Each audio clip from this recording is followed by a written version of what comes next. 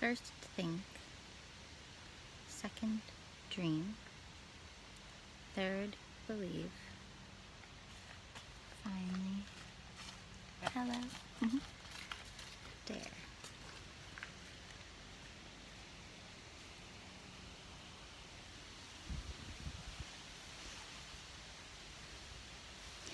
Well, I'm in the woods, debating with myself.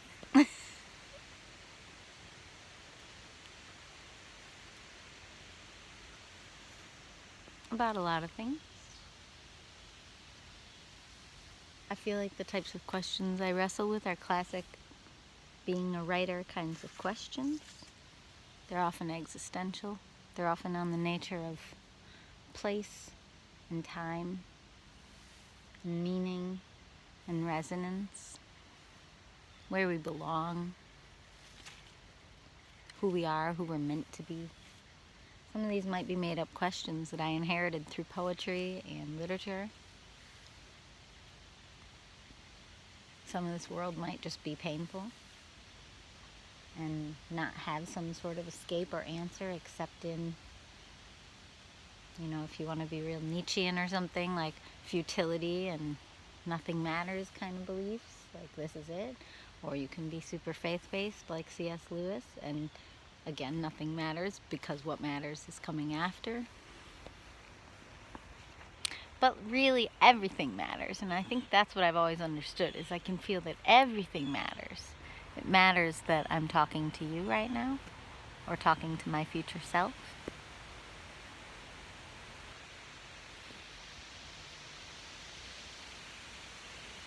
It matters that I am taking the time to reflect on these things and not just going on autopilot.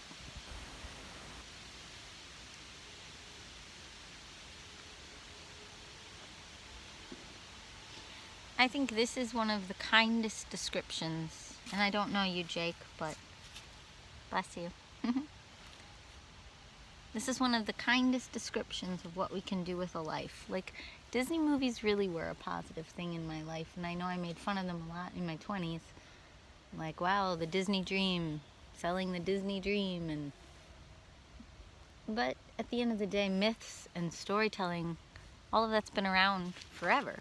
So what Disney did is just made it epic and capture the imagination of children. And, at the end of the day, whatever you think about Disney, some people love him and his whole world. Some people hate him and think he's, spreading some sort of false dream that leads to unhappiness because it's so hard to attain. But if you reduce it down from either extreme and you just bring it back to a philosophy, like a life philosophy, that we should think, that we should think of what we want, think of where we are, think of where we're going, where we're heading, think of where we've been. Just think through things. I journal pretty much every morning. Maybe when I'm traveling, I don't really journal. I'll make videos like this instead, or I will talk to myself on a voice memo, like while I'm driving. Literally, I have hours and hours of them from this last great adventure that I call it.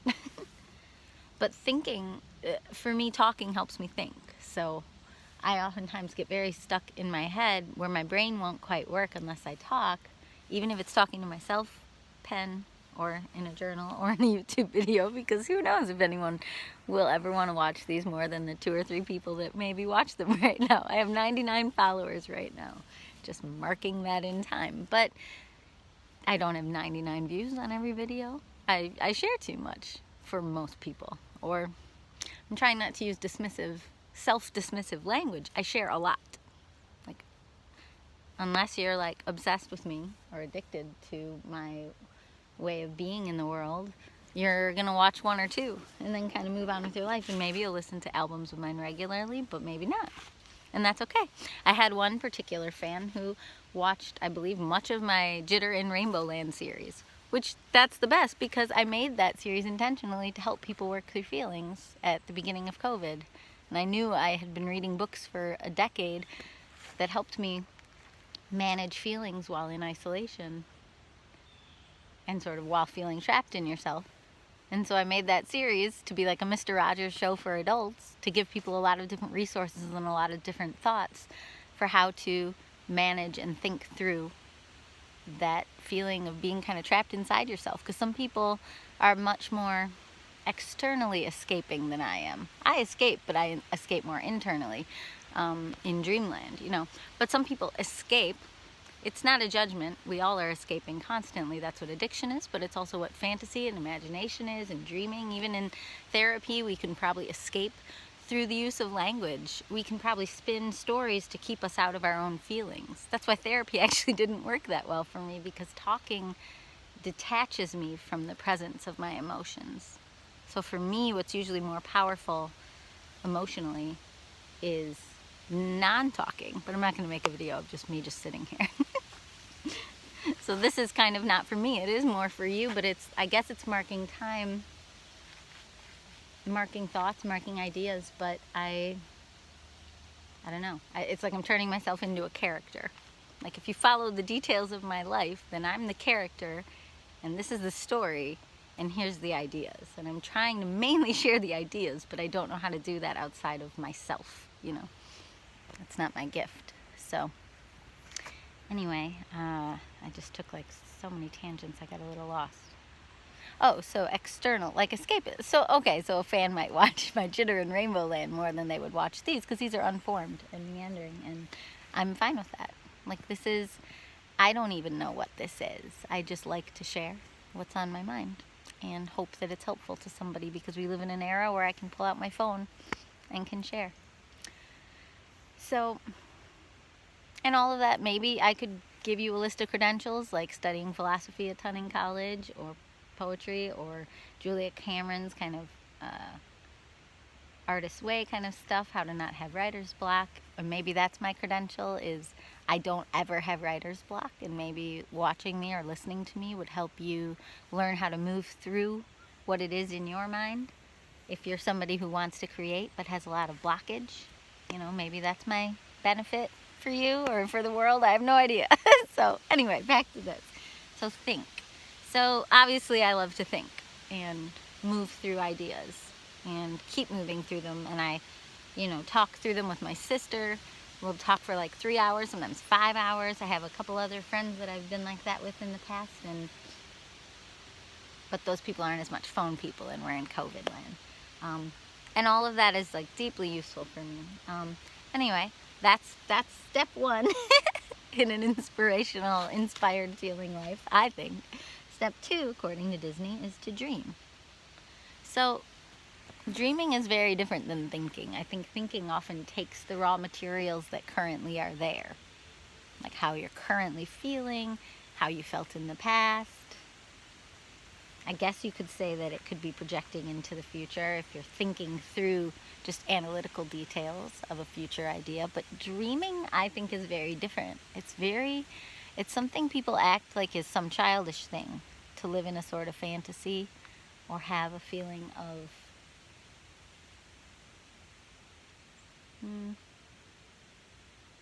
dreaminess, I guess, in your life. So if I'm being eaten by a spider, I hope not. But to dream is, you have to, for dreaming to work, and this is why he might be some sort of genius, but for dreaming to work, you have to believe the dream. Oh, I went to step 3. Step 3 is believe. So I guess he believes you just dream, and then you believe it. I mean, gosh, I guess I don't know then. I think dreams almost come from somewhere else. Like, whenever I've worked on, like, kids' music or kids' albums, like this Dreambird in Rainbow Land thing that I started with my niece.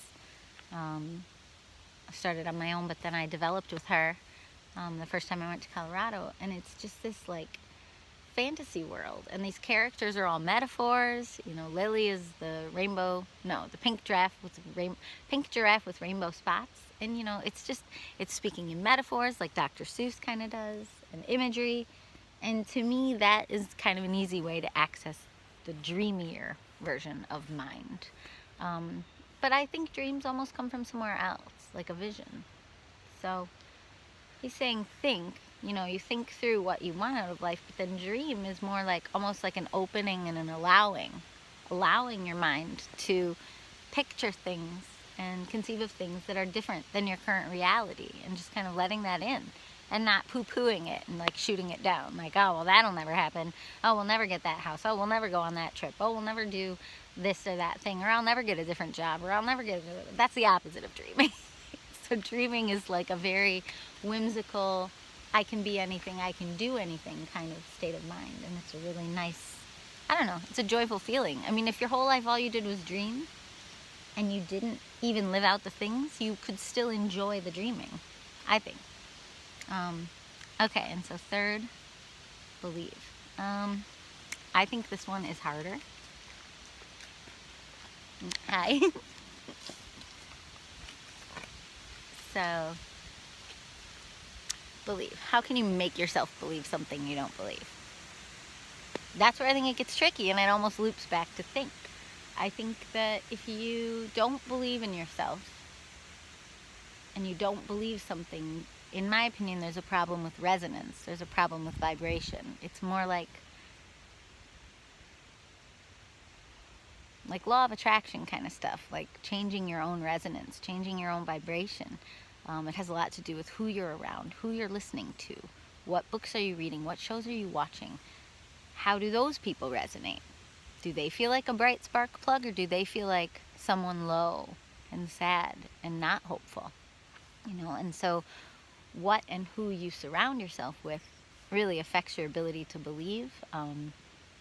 If you're a faith-based person, you know, even within churches, I've seen people who believe and people who maybe are more trapped in the motions, maybe because of what their life has dealt them, but or what choices they've made and how they've gone. But yeah, believing, in my opinion, has a lot to do with resonance, with buoyancy, with a lightness of spirit that I can't always access personally. I think that's partly why I make these as well. I'm trying to move the ways that I stick myself. I get stuck inside myself. And then I don't believe in the forward motion.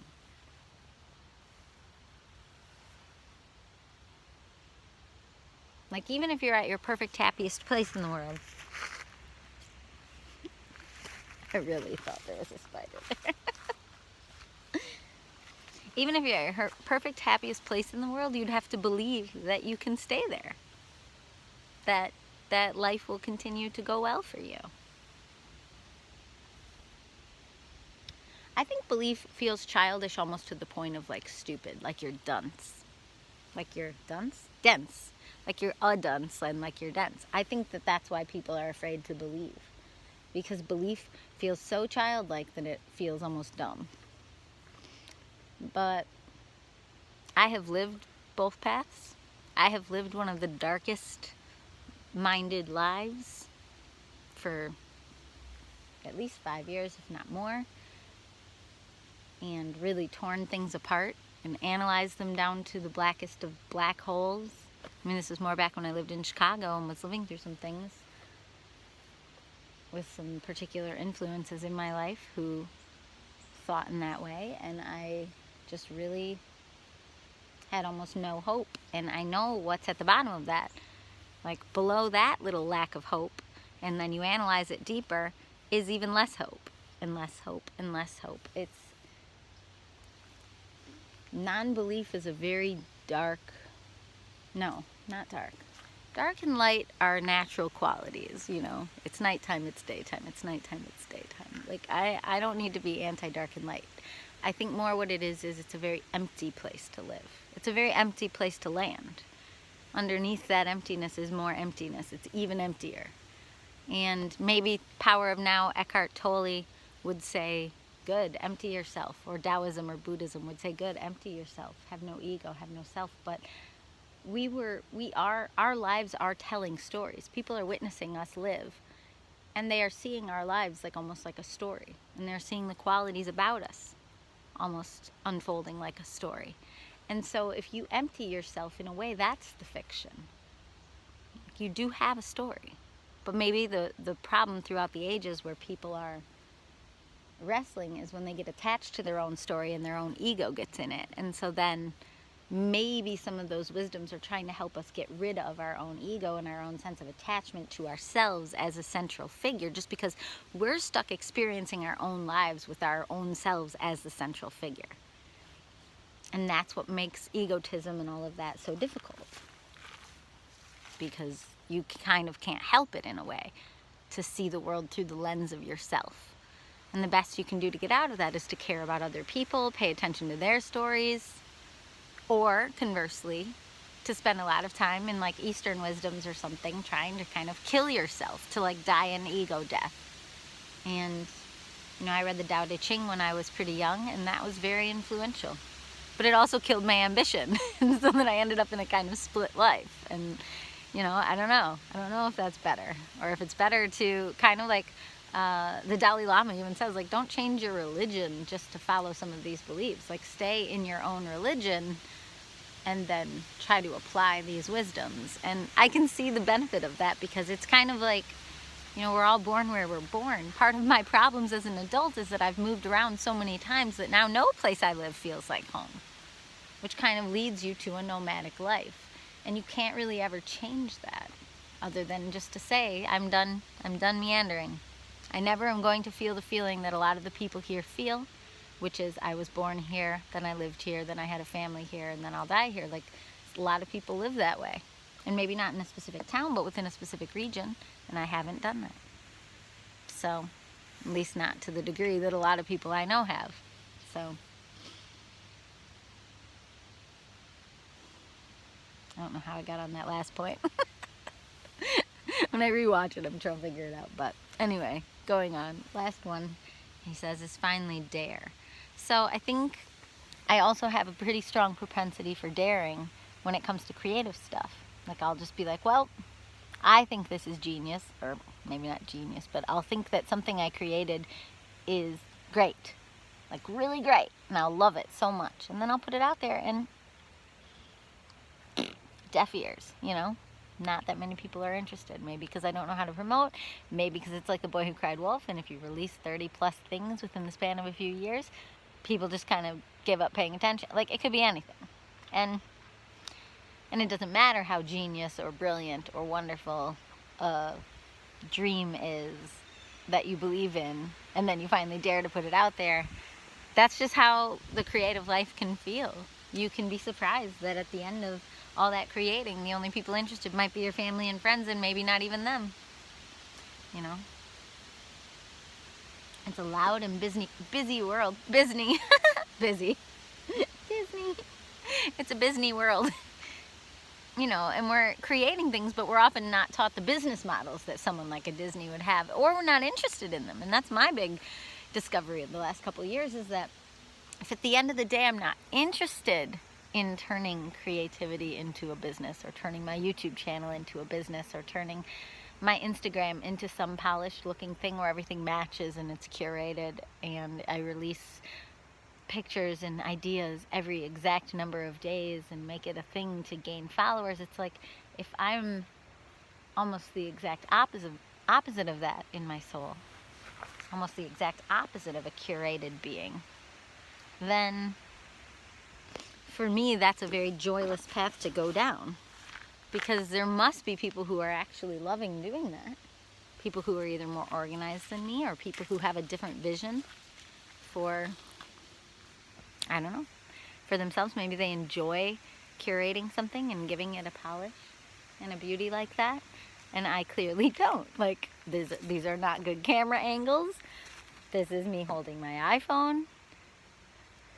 This is spontaneous every single time. I never know what I'm going to say. It's not scripted.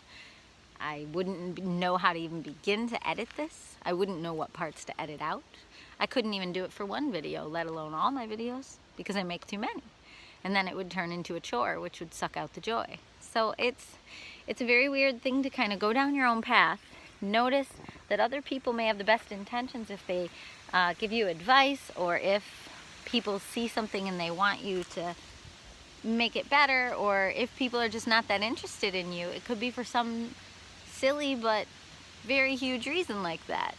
you know, maybe something about the way you create art or music or theater or something just doesn't resonate with a lot of people.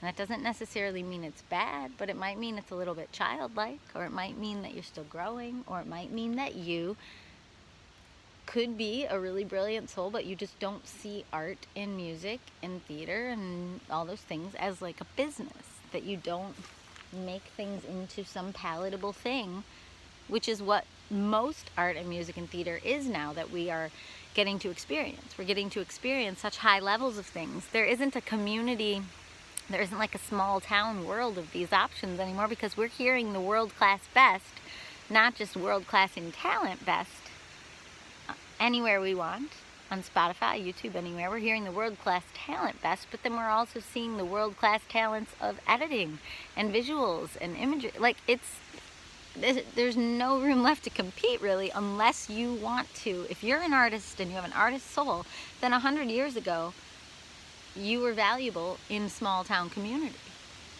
But what we've evolved into is something where the absolute best of the best are also turned into these beautiful businesses that are just so high quality, or so consumable that, like, you know, art that's just meandering. I'm not calling this art, I'm just talking about art in general, I guess. And maybe it's because of Disney, because I'm thinking, like, in a way, by Disney existing, all other like small town cartoonists kind of got bumped out, because we got to see this level of quality that was made by thousands and thousands and thousands of people over many years, and now that's what people expect. When they say, I'm going to go watch a cartoon or I'm going to go watch a movie, they're expecting that level of quality, not the level of quality of 3 8th graders making up a movie in their basement for fun. You know, that's going to be of such a different level of quality, whereas maybe in the old days, you know, maybe you had your community theater made up of adults, but then if kids did it and imitated it, they could get a little closer. The distances in quality, I think, used to be easier to manage, but now that we're in this virtual world, like, quality is, I want to say it's subjective, but in some ways, from a business perspective, it's not subjective. Like, I am moving a lot, or I am not editing this, or I am, you know, quality. I think to be confident as an artist, as a creator, as a content creator, as a writer, as a poet, as a dreamer, as a songwriter, as any of those things, to be confident, we have to be honest with ourselves about what our strengths are, and then what are, you could say, weaknesses, but in this case it could also just be things that aren't important to us but might be important to others. You know, for me, editing's not important, or having a non-shaky cam, like, yeah, it'd be very important if, I don't know, if that were my calling, but I don't even know why I make these. So, and I don't really even mean this to be about me. I guess I mean this to be about, for all of you who feel deeply compelled in your soul to create anything. I guess I kind of want to direct your attention to the sense of freedom. Like, look at this. I'm just randomly in the woods. Rosie Mound Natural Area, I think it's called. Rosie Mound Natural Area in West Michigan. I think I'm between Grand Haven and West Olive, Michigan. And it's one of my most favorite spots. And I'm just talking to myself. But, I mean, I'm really not. If I were just talking to myself, then I just wouldn't even pull out the phone. But I'm not trying to. I'm joyfully inspired to create. It's just who I am.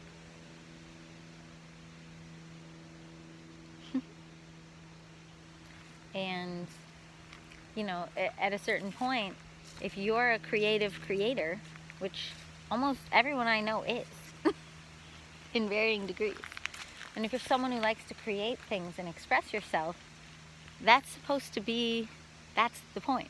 That's the way it's received is not the point. The creation, the expression of self, the expression of, not self as in like the ego self, but expression of, I don't even know how to describe the difference. I don't think this is the ego self for me.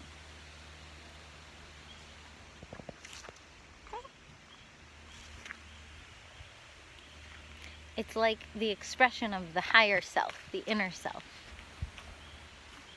And everyone who's ever written a poem or written a song or choreographed a dance or directed a work of theater or written a work of theater, everyone who's ever done that knows that there's this place you get to where it feels like you're in contact with the muse or with the sun or with the universe or with God.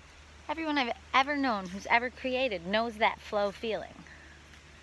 I'm not 100% in it right now, I will be honest.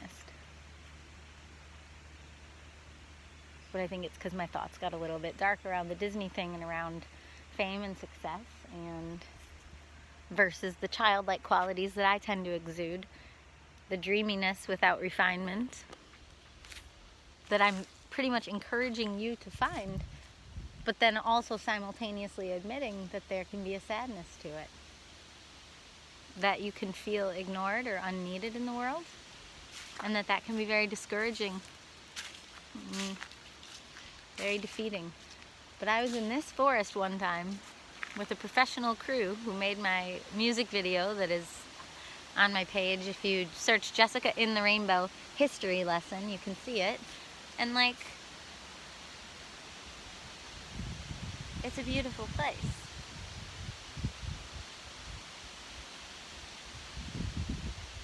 And if I had more ambition, maybe I would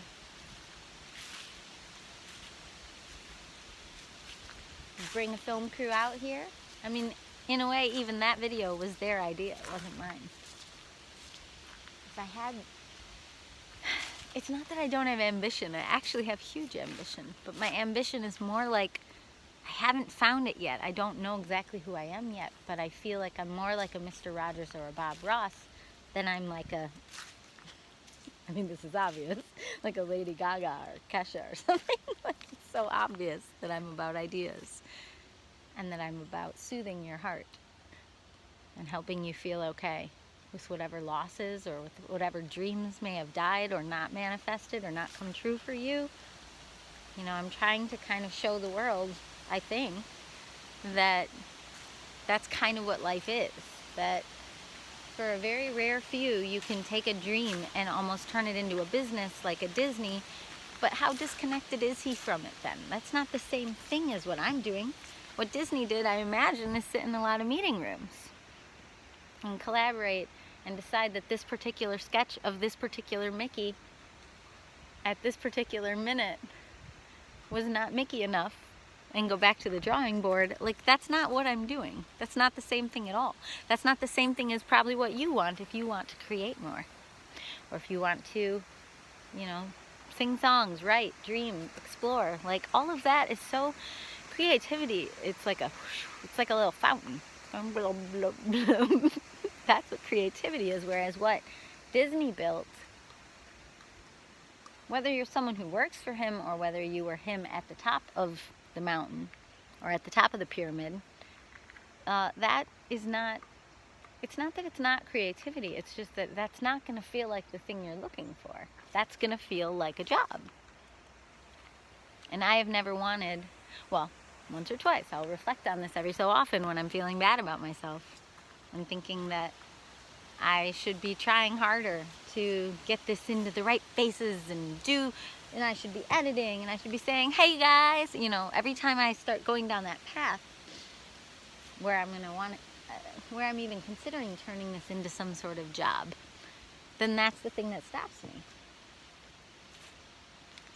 It's the awareness that that would make it years worth of unpaid work to change what it is, possibly or most definitely sucking the joy out, because the part I love is what I'm doing right now.